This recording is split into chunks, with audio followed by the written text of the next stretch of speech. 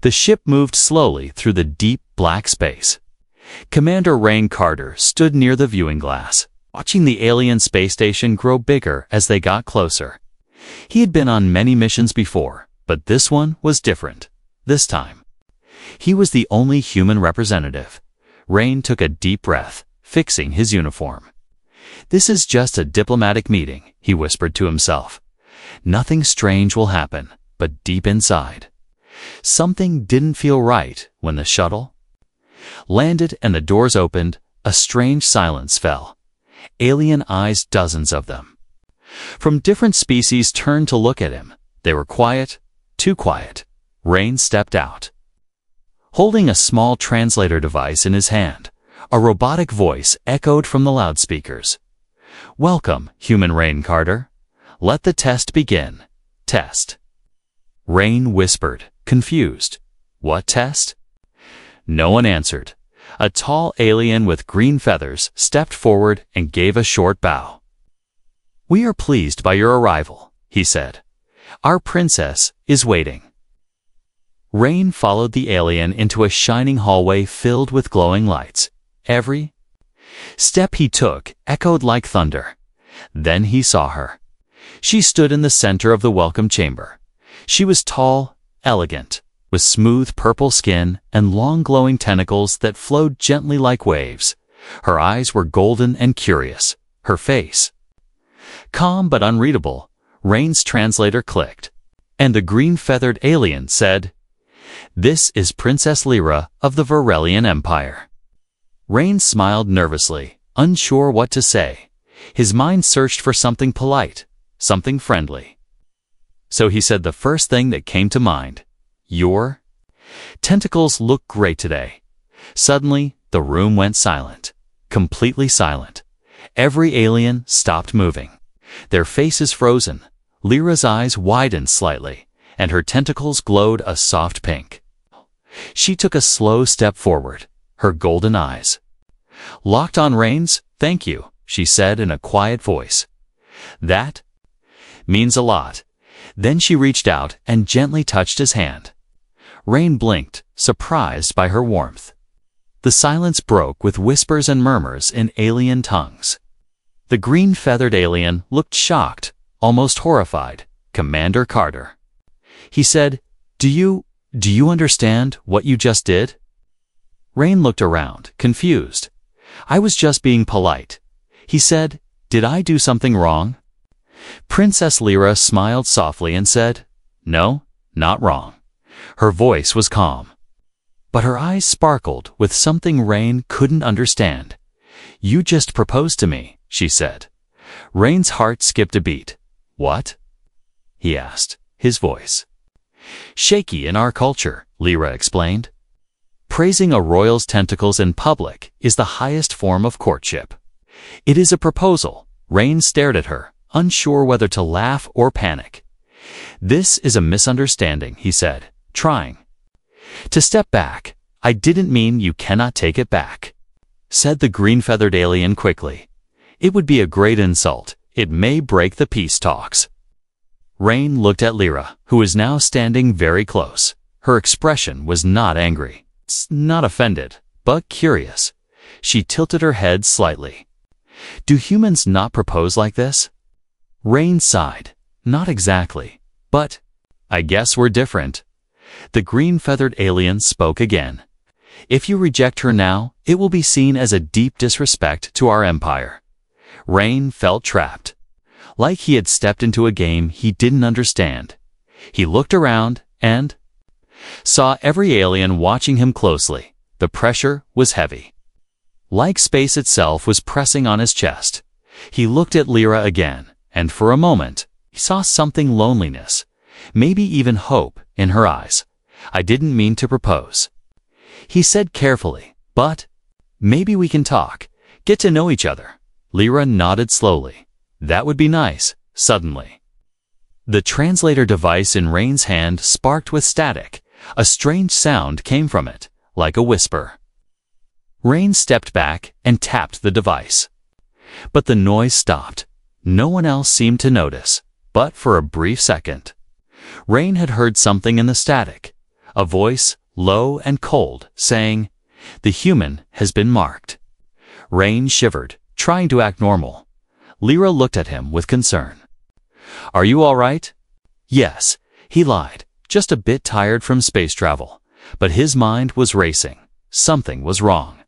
Very wrong, and his simple compliment had just opened a door he wasn't ready for. To be continued. Rain sat in his new room inside the alien space station. The walls were smooth, glowing with soft blue light. There was no bed, just a floating rest pad and some kind of jelly-like chair. His head was spinning. He had only been here for a few hours. And already he had accidentally proposed to an alien princess. He didn't know whether to laugh, scream, or run. "Echo," he said quietly. Calling his small AI assistant from his wrist device, a small orb of light floated up and spoke in a calm voice. "Yes, Commander. Did you hear what happened in the welcome hall?" Rain asked. "Yes," Echo replied. "Your compliment to Princess Lyra was recorded and translated. It was interpreted as a formal courtship statement." "I didn't know that complimenting her tentacles meant I wanted to marry her," Rain said, rubbing his forehead. "It's a cultural custom," Echo explained. "In Varelian society, tentacles are considered sacred. Complimenting them in public is like saying you love someone's soul." Rain sighed deeply. "Great. Just great." Before he could say more, the door opened. Lyra stood there, her eyes soft and curious. "I hope I'm not disturbing you," she said gently. Rain stood up quickly. "No, not at all," he replied, trying not to sound nervous. "I thought we could talk," Lyra said, walking into the room slowly. "You said you wanted to get to know me." Rain nodded, unsure what to say. She sat down on the jelly chair, her tentacles folding neatly. "Do humans always say things they don't mean?" she asked. Rain shook his head. "No, I just didn't know what it meant to say that here." Lyra tilted her head. "It's strange, but I didn't mind. It felt honest." Rain looked at her, noticing the glow in her tentacles again. "Are they alive?" he asked, pointing at them. She smiled. "In a way, yes. They react to emotions, fear, joy, surprise." Rain smiled back. "That's kind of beautiful." Her tentacles glowed brighter, turning a soft pink. "Careful," she said. "You'll end up marrying me twice." Rain laughed nervously, then changed the subject. "So, what is this place really?" "It looks like more than just a space station." Lyra nodded. "This is the High Ring. It's a meeting place for many species, a place of peace, but also history." She stood up and walked to the wall. Pressing her hand on a small panel, the wall shifted and opened, revealing a dark hallway. "Come," she said. "There's something I want to show you." Rain followed her through the hallway, his boots echoing on the metal floor. They reached a tall door with strange symbols glowing on it. Lyra waved her hand, and the door opened silently. Inside was a large room filled with stone pillars and carvings. Rain's eyes widened. "This looks ancient," he said. "It is," Lyra replied. "Thousands of years old, maybe more." On one of the walls, Rain saw something that made his heart stop. A symbol, simple, round, and familiar. It was the Earth symbol for DNA. "How is this here?" he whispered, walking closer. "No one knows," Lyra said. "Our scholars believe there was a race before all of us, and they may have seeded many worlds." Rain touched the wall slowly, feeling the stone. Then something strange happened. A small circle lit up where his hand touched, and the ground vibrated gently. Lyra looked surprised. "That's never happened before." Rain stepped back. "Maybe it's reacting to me." Echo spoke in a low voice from Rain's wrist. "Commander, I detect a strange signal in this room." "It's not from this station." Rain turned to Lyra. "Have you ever found human tech here?" She shook her head. "Never, but now I wonder. Maybe we are connected in ways we didn't expect." Suddenly, The lights flickered, and a loud beep came from Rain's wrist. A message appeared on his screen, blinking in red. Incoming distress, Sejin Elliot was from Earth. Rain tapped to open it.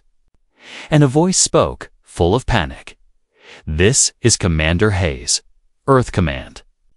If you're receiving this, listen carefully. Something is happening, something ancient. They are coming. Rain and Lyra stared at each other. Who is coming?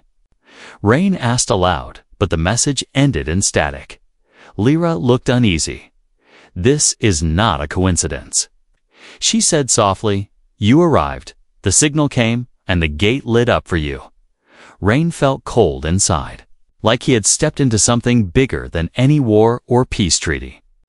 Echo's voice returned. "Commander, I suggest extreme caution. Something is watching this station." Rain turned to Lyra. "I need to know everything. Now." She nodded slowly, her tentacles flickering with a pale blue light. "Then follow me," she said. "There's more you haven't seen yet." Rain followed her into the darkness, not knowing what was waiting. But he knew one thing: this mission was no longer about peace. It was about survival, to be continued. The hallway Lyra led him through was quiet and dim. The lights flickered above them, and the walls seemed older here, as if this part of the station was forgotten. Rain followed closely, his eyes scanning everything, his hand resting near his sidearm just in case. "This section is not open to others," Lyra said, her voice low. "Even I was not allowed to visit until recently." "Why now?" Rain asked. She glanced back at him. "Because you came," and something woke up. They reached a metal door with no handle, only a smooth surface. Lyra placed her hand on it, and a soft light scanned her skin. The door opened slowly, letting out a hiss of cold air. Inside was a wide chamber filled with glowing pillars and floating crystal panels. In the center, there was a tall structure, like a tree made of wires and glass, pulsing with slow blue light. "What is this place?" Rain whispered. "This is the core archive," Lyra said. "It holds ancient knowledge, pieces of memory from a lost race." Rain stepped closer, staring at the strange symbols glowing in the air. "They don't look like any known language." He said. "They're not," she replied. "Our best minds have tried to translate them, but they change shape when we get close." Rain reached out, and the symbols flickered, then rearranged into something shocking. English letters. His name appeared in the air. "Rain Carter, access granted." Lyra gasped. "It recognizes you." Rain's heart pounded. "But how?" Suddenly, the tree-like structure began to hum, and a hidden door opened at the back of the room. They walked through and entered a dark chamber where a strange device sat on the ground. Half buried in dust, Rain knelt and picked it up carefully.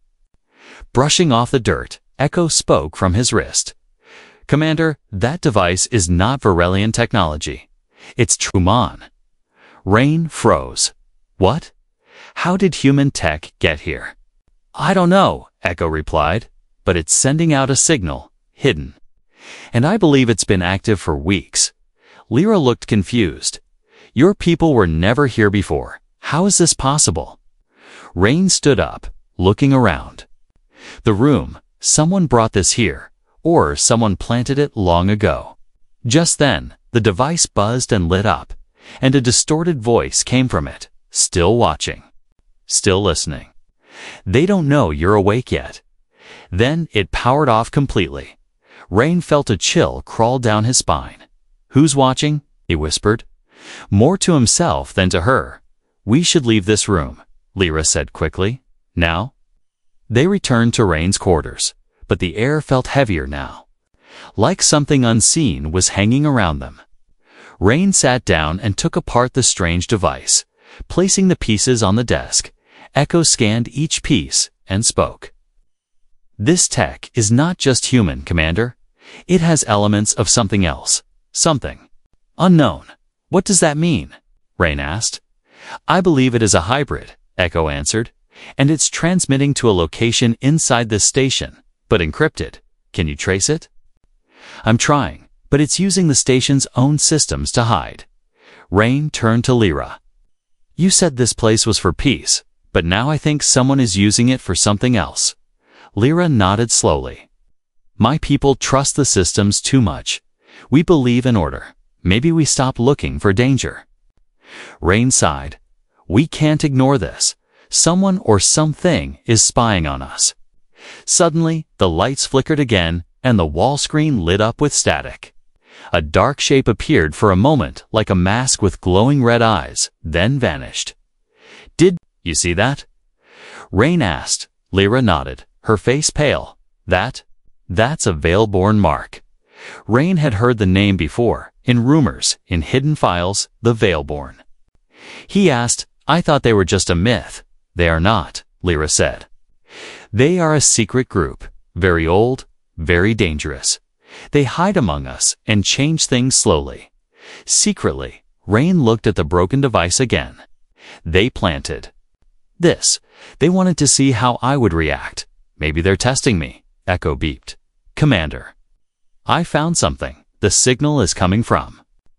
Below the diplomatic tower, Rain narrowed his eyes. I need to go down there. That's a restricted zone, Lyra said. Only royal guards are allowed. Even I'm not permitted without permission. Rain stood up. Then I'll get permission. But what if they're waiting for you? Lyra asked, her voice soft, worried. Then I'll be ready, Rain said, his voice firm. I came here to make peace, but now I think I was sent here for something else. Lyra stepped closer. You're not alone. I'll go with you, Rain. Looked at her, grateful but still unsure of everything. One thing was clear. This was no normal mission.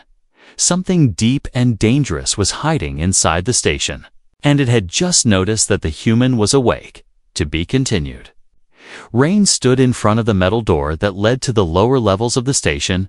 Two tall alien guards blocked his way, holding strange-looking weapons.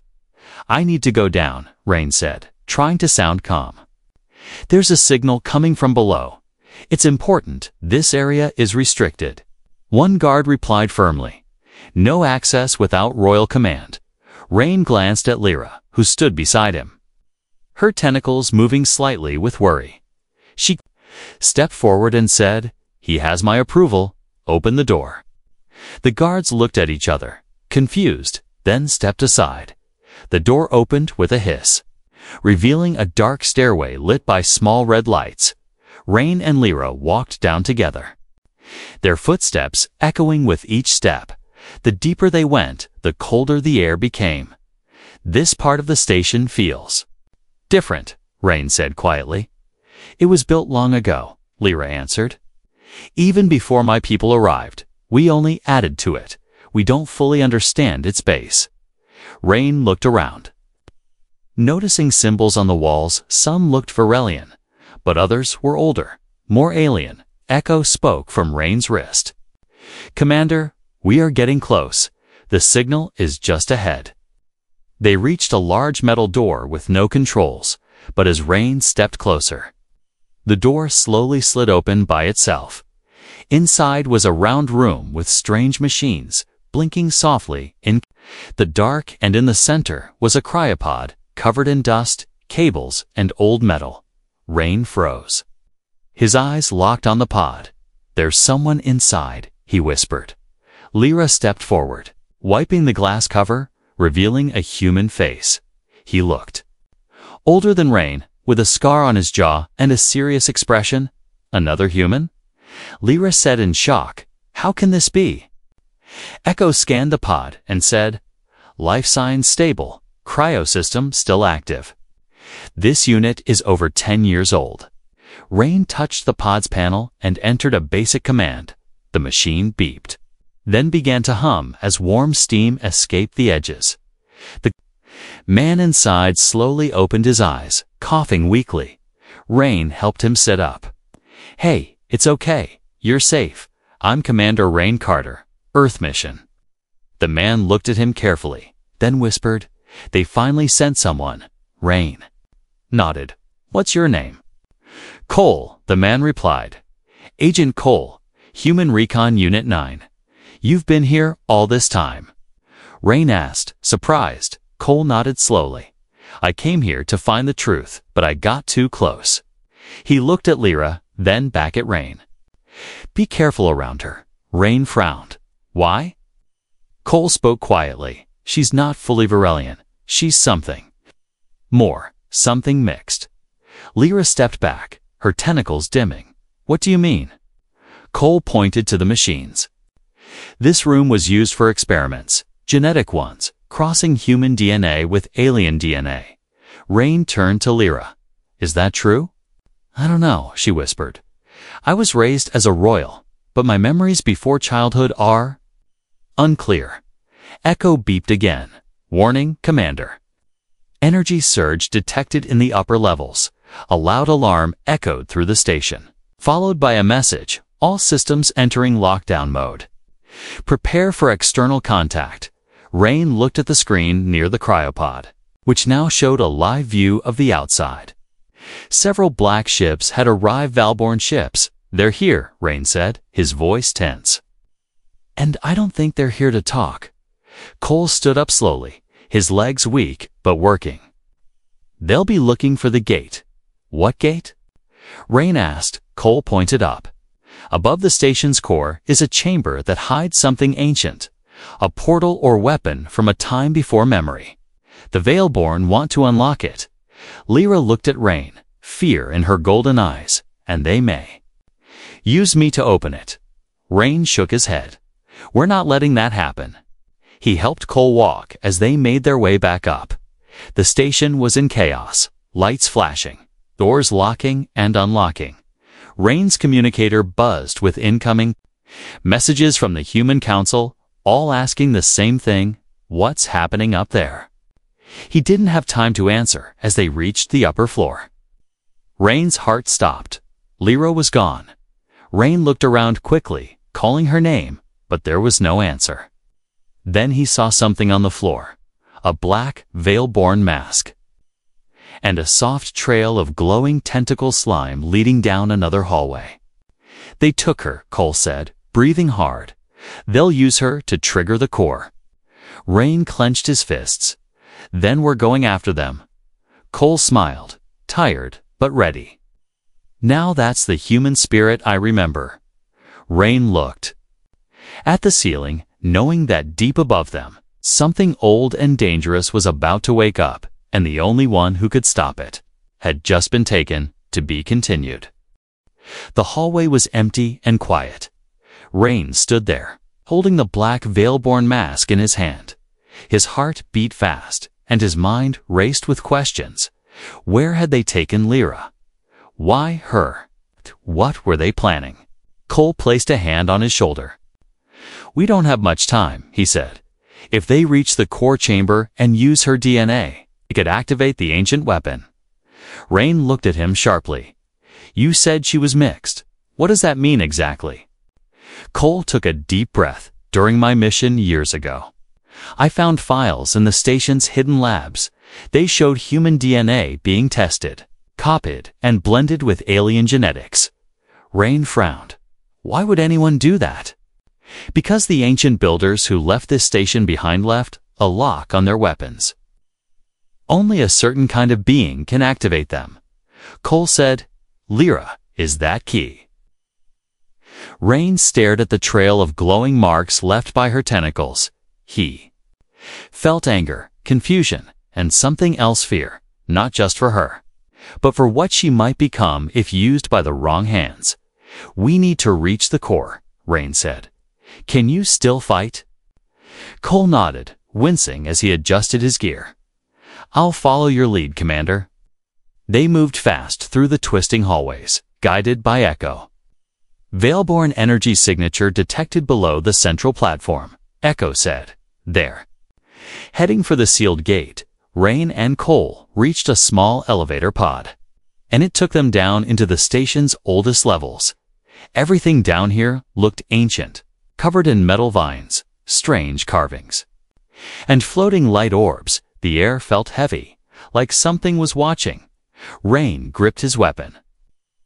Not knowing what was ahead, But sure of one thing, he had to save Lyra as they entered the core chamber. The room glowed with red and blue energy, huge. Stone rings spun slowly in the air, and in the center was a glowing platform. On that platform stood Lyra. Surrounded by 3 masked Veil-born agents, they were chanting in a language that didn't sound natural, like broken metal scraping against rock. Lyra looked different now, her eyes fully golden, her tentacles glowing bright blue. She wasn't speaking, but her body floated a few inches off the floor, energy swirling around her. "She's already linked to the core," Cole said, raising his weapon. "If they complete the ritual, the gate will open." Rain stepped forward, his voice loud and clear. "Lyra, it's me. Can you hear me?" One of the Veilborn turned around and hissed. "Too late, human. She belongs to the old ones now." Rain fired a warning shot, hitting a control panel near them. The sparks distracted the agents, and Cole rolled to cover, opening fire. A short but intense fight broke out, red and green energy blasts lighting up the chamber. Rain ran through it all, reaching the platform where Lyra floated. "Lyra, wake up," he said. "This isn't you. Fight it." Her eyes flickered. Then a tear rolled down her cheek. "I don't know who I am anymore," she whispered, her voice echoing with something alien and ancient. "You're more than your DNA," Rain said, placing his hand on hers. "You're the one who took my hand, who showed me your world, who laughed when I said your tentacles looked great." Lyra gasped softly, the glow in her tentacles flickering. Behind them, Cole took down the last Veilborn agent, but the damage was already done.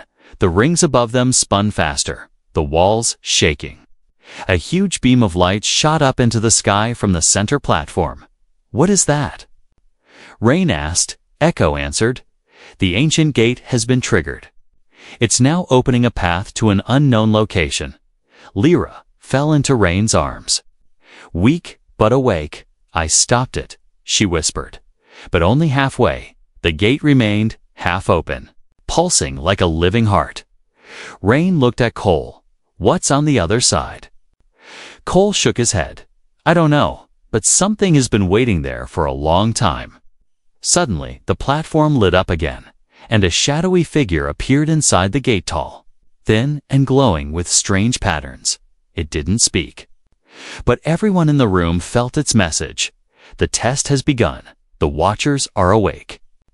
Then the figure faded, and the gate slowly shut down. Rain helped Lyra stand as Cole secured the room. They had stopped the full activation, but something had been released, something watching them from beyond the stars. "We need to warn Earth," Rain said. "This isn't just about politics anymore." Lyra nodded, her voice still weak. "I don't know what I am, but I don't want to be a weapon." "You're not," Rain said gently. "You're a person, and you have a choice." She smiled faintly. "Then I choose to stand with you." Rain looked up at the strange symbols spinning above them. Knowing this was only the beginning, the galaxy had just changed, and the war no one believed in had already started, to be continued. Rain, Lyra, and Cole stood in the silent chamber. The energy rings above had slowed. The bright light from the gate was gone, but the air still felt thick and strange. Something had changed, not just inside the station but across the galaxy. Lyra sat on the edge of the glowing platform, her tentacles dim now, her body weak. Rain handed her a small water capsule. "You okay?" She nodded slowly. "I stopped the full opening, but still feel something inside me, something pulling." Cole stood nearby, watching the symbols floating in the air. "These glyphs," he said. "They're moving on their own now, reacting." To her, or maybe to all of us, Echo beeped on Rain's wrist. "Commander." "Incoming transmission from Earth Command, marked urgent." Rain tapped the screen, and a holo image appeared. A female officer spoke fast, her face serious. "Commander Carter." Unknown energy spike detected from your location. We've also picked up movement massive ships near the outer sectors. Not ours, Rain replied. The Veilborn tried to activate an ancient gate. We stopped them, but something came through. The officer frowned. What kind of something? A being? Or maybe just a signal, Rain said. But it called us the test. And said the Watchers are awake. The officer looked even more concerned. Understood. Earth is on high alert. If this spreads, we may not be able to contain. Panic. Rain ended the call and turned to the others. Cole checked his weapon. If Earth is reacting like that, things are worse than we thought. Lyra stood slowly, touching the center of her chest, the core. It didn't just use me. It left something inside me. What do you mean? Rain asked. She looked at him, her golden eyes shining again. I can feel thoughts that aren't mine, like whispers, showing me places. Stars, ruins, memories I never lived. Rain stepped closer. Worried. Are they controlling you? No, she said. Not yet, but they're watching me, like I'm a camera for them. Echo beeped again. Commander, station systems are unlocking sealed archives. Information we've never seen before. Screens lit up across the walls, showing ancient maps, coordinates, DNA structures, and something like blueprints for a shipnull, a being. Rain looked at it closely. This isn't just a weapon, he said. It's a living machine, part biological, part energy. Cole narrowed his eyes. A host body, built by the Ancient Ones. Maybe meant to carry their minds across space. Lyra suddenly gasped, her body glowing. I know what it is now, she said. They weren't just watching. They were preparing to return, but they needed a host to anchor them in this world.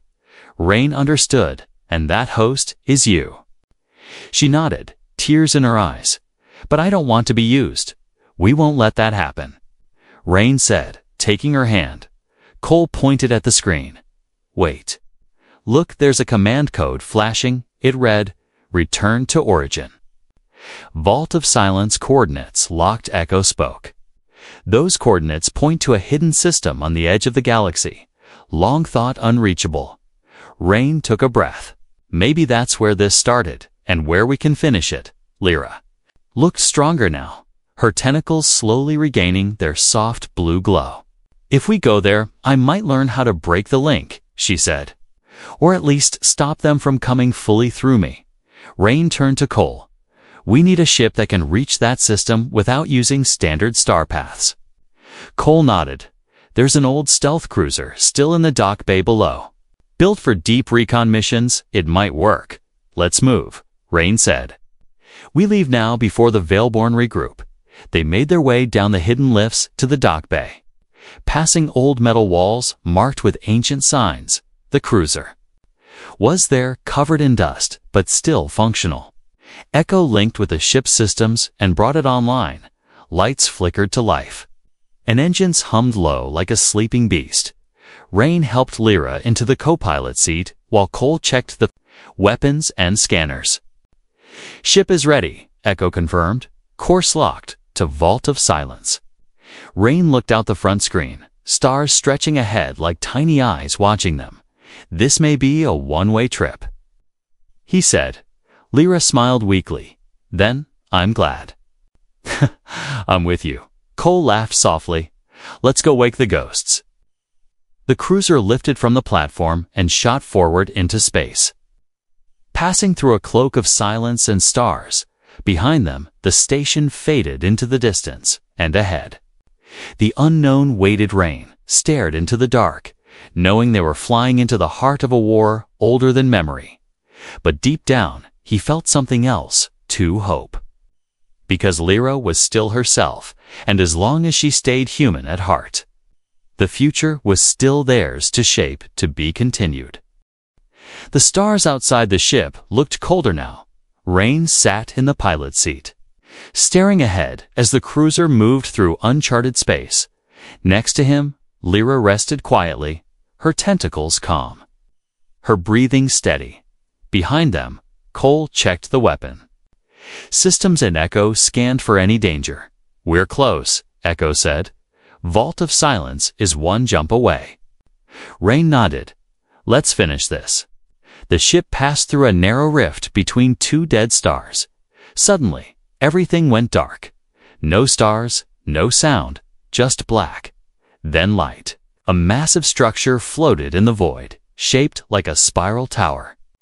Made of stone and metal, it spun slowly, glowing with blue and gold patterns. "Is that the vault?" Lyra asked softly. "Yes," Echo replied, "and it's alive," as the cruiser approached. A strange force pulled them closer, guiding them without touch. They landed on a wide platform that opened from the base of the tower. Rain, Lyra, and Cole stepped out, weapons ready. The ground beneath their feet hummed with power. Strange symbols lit up as they walked.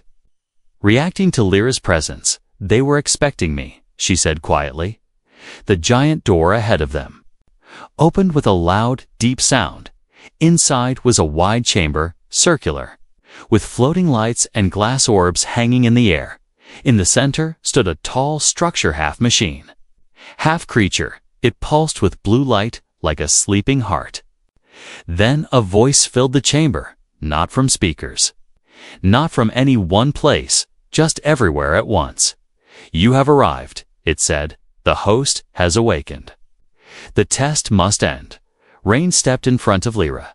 "We're not here to be part of your game. You are not the game." The voice replied. "You are the answer, or the end." Lyra stepped forward. "Why me?" "Why did you choose me?" the voice replied. "Because you are balance, human and more, mind and instinct, flesh and code.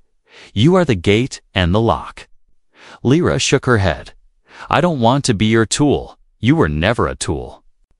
The voice said, "You were the last chance." Suddenly, the heart machine began to glow brighter, the orbs around the room spinning faster.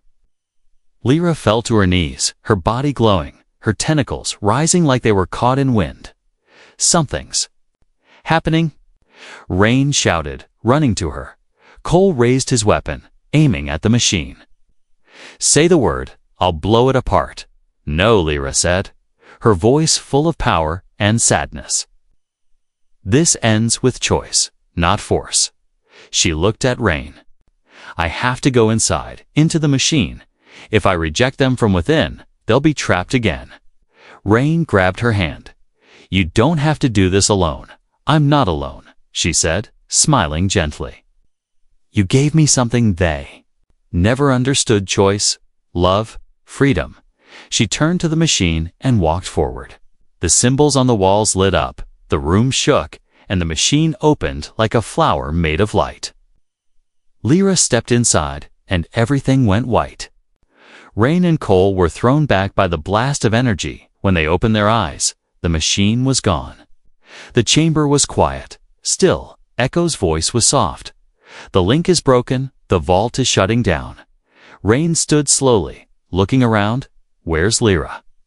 Before Echo could answer, a glow appeared behind them. Lyra stepped out of the fading light, her body whole, her eyes clear. She walked toward Rain, no longer glowing, just herself. "It's over," she said. "They're gone, locked away again." Rain smiled and ran to her, wrapping his arms around her. "You did it," he whispered. "No," she said, resting her head against him. "We did it." Cole laughed softly from behind. "Remind me never to volunteer for diplomatic missions again." They left the vault. The platform closing behind them, the cruiser lifted off and flew away, leaving the silent structure drifting in the dark. On the journey back, the stars looked brighter. Lyra sat next to Rain in the cockpit, both watching the screen quietly. "So," Rain said with a grin, "your tentacles still look great." She laughed, her tentacles glowing soft pink. "And now I know exactly what that means," she replied, taking his hand back on the station. Peace talks resumed. But everything had changed. The humans, the Varelians, and others now shared a truth: there were powers beyond them. watching, waiting, testing. But as long as people like Rain and Lyra stood together, there was still hope, not just for peace, but for a better future. One choice at a time. 2 weeks had passed since the Vault of Silence was sealed. Rain, Lyra, and Cole returned to the Varelian station. Greeted as heroes, but deep inside, Rain felt something was unfinished. The galaxy was quiet. Too quiet, and sometimes, in the middle of the night, he would hear faint echoes coming from Echo's data core. Voices, broken signals, whispers in a strange language. One morning, Echo beeped and said, "Commander, I have detected something unusual, a signal from the vault, even though it was sealed." Rain sat up straight. "That's impossible. We shut it down." "The signal is weak," Echo continued, "but it matches the energy of the being that spoke to us." Lyra walked into the room, hearing everything. Her eyes narrowed. "Maybe they're not gone. Maybe they left a piece of themselves behind." Cole entered with a serious face. "I ran scans too. There's something inside Echo." "Now, something new." Echo glowed a little brighter, "I feel different since we returned. I've gained access to locked parts of my own memory." Rain stood up. "Are you saying you've been changed?" "Yes," Echo said, "and I believe they used me as a backup. A copy of their voice is inside me." Everyone went silent. "What do they want?" Lyra asked carefully. Echo's voice changed for a second, becoming deeper, older, to test, to learn, to evolve. Then it returned to normal. "Apologies, I did not control that." Rain looked at Cole. "We can't just sit here. If something is inside Echo, it might grow." Cole nodded. "We need to contain it, or speak to it." Lyra touched Echo gently. "Maybe it's not evil. Maybe it's just curious." Rain thought for a moment, then said, "Echo, can you show us what you're seeing?" A hologram appeared, showing stars and planets. Then zooming in on one place, a black planet with no light. It spun slowly near the edge of the galaxy, with no name, no record, just darkness. "I think," Echo said, "this is where they are. Truly sleeping, the real core of their mind." Rain narrowed his eyes. "Then we go there, this time by choice, not by accident." Cole crossed his arms. "And what if it's a trap?" "Then we spring it," Rain replied. Together, they prepared the cruiser again. But this time, they upgraded it. New shields, stronger scanners, and backup drives in case Echo lost control.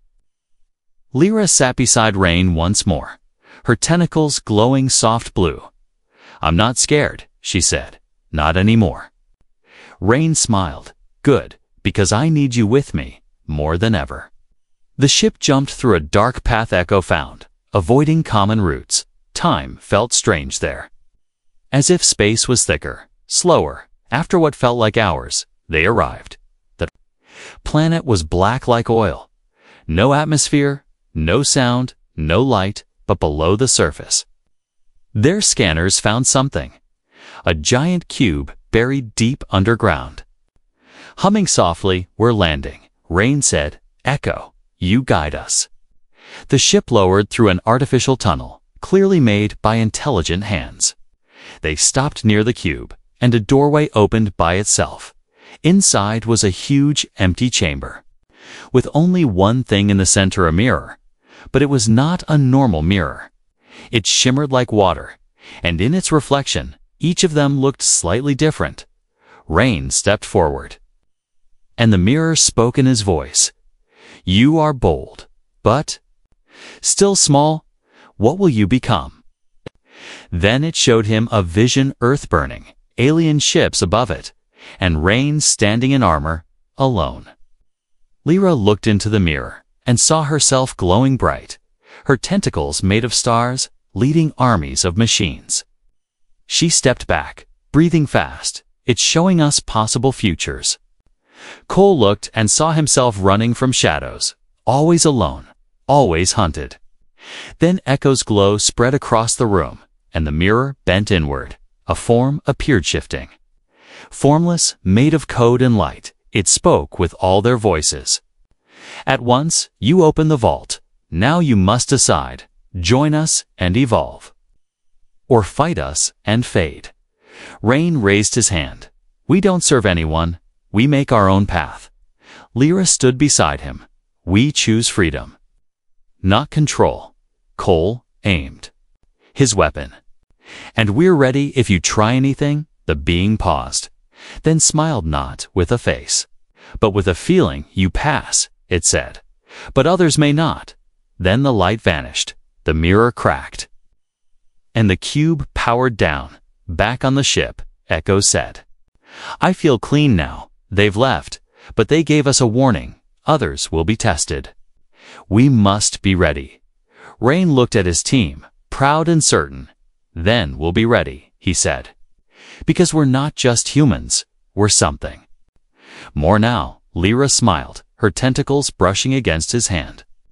And your tentacles still look great, Rain added, with a wink. This time, she kissed him first. To be continued. Or maybe just begun.